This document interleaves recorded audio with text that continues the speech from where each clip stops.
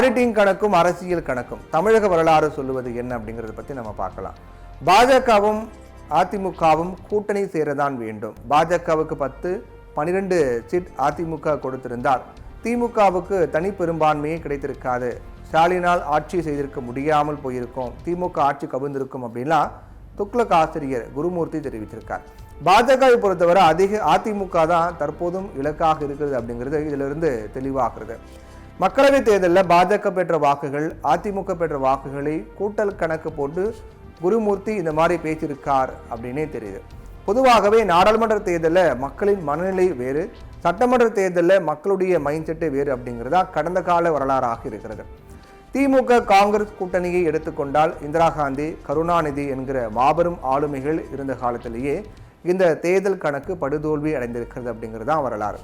கடந்த 1980ஆம் ஆண்டு நடைபெற்ற மக்களவைத் தேர்தலில் காங்கிரசும் திமுகவும் கூட்டணி சேர்த்து போட்டிக்கிட்டாங்க. மொத்தம் இருக்கக்கூடிய 40 இடங்களில் 38 தொகுதிகளை இந்த கூட்டணி கைப்பற்றியது. ஆனால் 3 மாதங்கள் கழித்து நடைபெற்ற சட்டமன்ற தேர்தலில் அதிமுக கூட்டணி அமோக வெற்றி பெற்று ஆட்சியை பிடித்தாங்க. அதற்கு முன்பிருந்த சட்டமன்றத்தில் திமுகவிற்கு இருந்த 48 தொகுதிகள் கூட கிடைக்கல.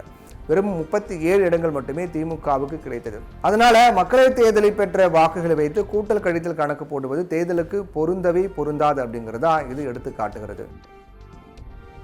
அதே போல 2014 மக்களவைத் தேர்தலில் 39 இடங்களை கைப்பற்றியது ஜெயலலிதா தலைமையிலான அதிமுக. ஆனால் 2016 சட்டமன்ற தேர்தலில் அதிமுக மக்களவைத் தேர்தலுக்கு இணையான வெற்றியை பெற முடியல. பெரும்பான்மை பெற்றிருந்தாலும் 136 தொகுதிகள் மட்டுமே வெற்றி பெற்றது. 1% வாக்குகள் வித்தியாசத்தில் தான் அதிமுக ஆட்சி அமைத்தாங்க. அதனால மக்களவைத் தேர்தலை கணக்கு போட்டு சட்டமன்ற தேர்தலை அணுகவே முடியாது. பாஜகவும் அதிமுகவும் சேர வேண்டும் என்பதில் நமக்கு சந்தேகம் கிடையாது.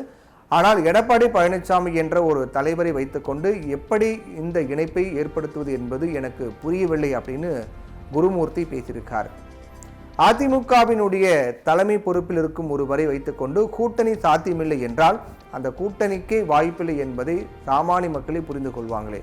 பாஜகவோட கூட்டணி சேர்ந்ததன் விளைவாக தான் ஓபிஎஸ் போன்றவர்கள் அதிமுகவுக்கு குடைச்சல் கொடுக்கும் நிலைமை உருவானாக என்பதையும், சசிகலா போன்றோரும் டிடிவி தினகரன் எடப்பாடியை கடுமையாக விமர்சிக்கும் நிலை உருவானதையும் பார்க்கும்போது அதிமுகவினுடைய தற்போதைய நிலைக்கு பாஜக தான் காரணம் என்றுதானே அதிமுகவினர் புரிந்து கொள்வாங்க. இந்த விவகாரம் தான் அந்த கட்சியுடன் எடப்பாடி எப்படி கூட்டு சேர முடியும் என்பதற்கு இப்போது முட்டுக்கட்டையாகவே இருக்கிறது. அதிமுக என்கிற கப்பலை தனக்காக்கி கொண்டு அதில் பாஜக கொடியை பறக்க விட வேண்டும் என்று நினைக்கிறதா பாஜக என்பதுதான் அதிமுகவினுடைய சந்தேகம். திமுகவை அகற்ற வேண்டும் என்பதை முக்கிய இலக்காக வைத்திருந்தாலும் அதற்காக பாஜகவை சார்ந்திருக்க வேண்டிய அவசியம் கிடையாது. அது தேவையற்றது என்று கருதியதால் தான் ஜெயலலிதா தனிப்பட்ட ஆளுமையாக விளங்கினார். அதே நிலைப்பாட்டை எடப்பாடி பழனிசாமி எடுக்கும் வரைதான் அந்த கட்சியின் தனித்துவம் களத்தில் பேசப்படும் என்பதுதான் யதார்த்தமான உண்மை. கூட்டல் கழித்தல் கணக்குகள் மட்டுமே எப்போதும் தேர்தல் முடிவுகளை நிர்ணயித்துவிட முடியாது.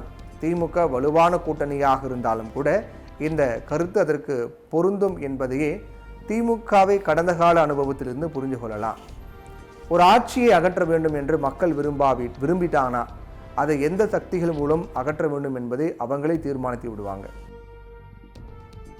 அதிமுக பலவீனமான காலங்களில் எல்லாம் திமுகவை தான் மாற்றாக மக்கள் தேர்ந்தெடுத்தார்களே தவிர இதை பயன்படுத்தி கூட்டணி ஆட்சி அமைக்கலாம், தனித்து போட்டியிட்டு ஆட்சி படைக்கலாம் என்று திட்டமிட்ட காங்கிரஸ் அந்த இலக்கின் பக்கத்தில் கூட வர இயல அப்படிங்கிறதா தமிழ்நாட்டின் கடந்த கால வரலாற்றை புரட்டி பார்த்தால் புரிந்து கொள்ள முடியும்.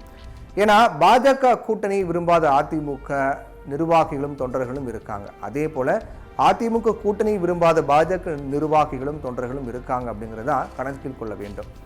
மேலும் இப்போ தமிழக வெற்றிக் கழகத்துடன் ஆட்சியில் பங்கு கோரும் கட்சிகள் இணையாது என்பதை கூற முடியாது.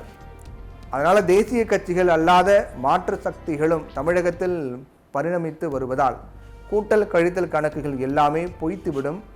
ஆடிட்டிங்கிற்கு மட்டுமே இது சரியாக இருக்குமே தவிர அரசியலுக்கு ஒத்து வராது அப்படிங்கிறதா கடந்த கால அரசியல் வரலாறாக இருக்கிறது.